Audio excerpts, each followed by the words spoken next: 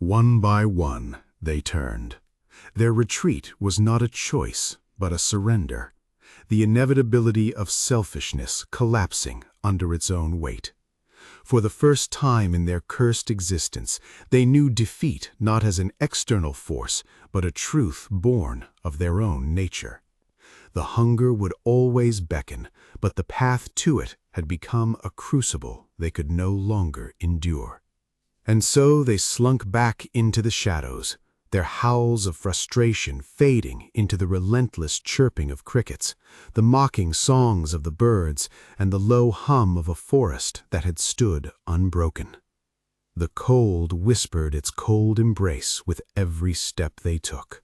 The march back was not the desperate frenzy of their pursuit southward, nor the reckless chase of an insatiable hunger. This was different, a deliberate journey.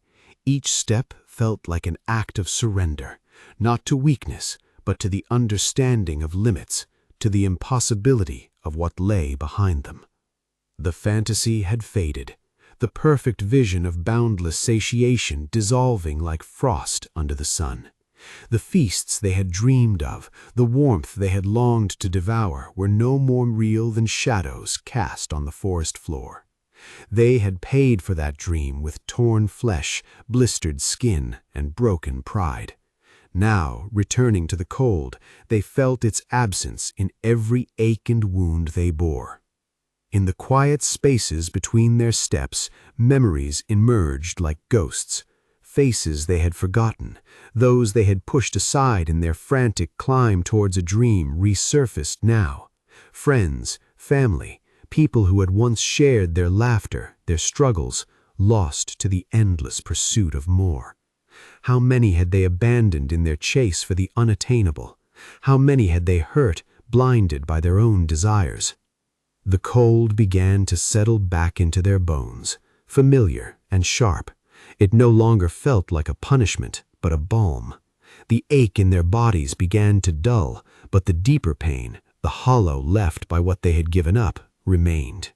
They thought of the faces they could never see again, and the ones who might still be waiting, embittered or grieving, left in the wake of their selfishness. Could they face those they had wronged? Could they right what they had shattered? The thought stirred something fragile within them, a dream, but not the fantastical perfection that had driven them south. This was smaller, quieter, and yet heavier with meaning. To ease the pain they had caused, to soothe their own torment by mending what could still be salvaged. It wasn't hunger that drove them now, but the possibility of something real, atonement, connection, the fragile warmth of forgiveness. Step after step, they moved toward the north, each one a choice to let go of the past that had devoured them, each one a deliberate decision to carry what could still be saved. The cold grew sharper, the air thinner, and yet the burden in their chest began to lighten. For the first time they considered not what lay ahead or behind, but the simple truth of the present, the chance to live without consuming everything in their path. They walked toward the frozen landscapes that had always been their home, no longer as hunters chasing shadows, but as beings seeking to reconcile with what was left of themselves. The north was not their punishment, it was their refuge, their beginning, and for the first time in their cursed existence, they considered the possibility of healing.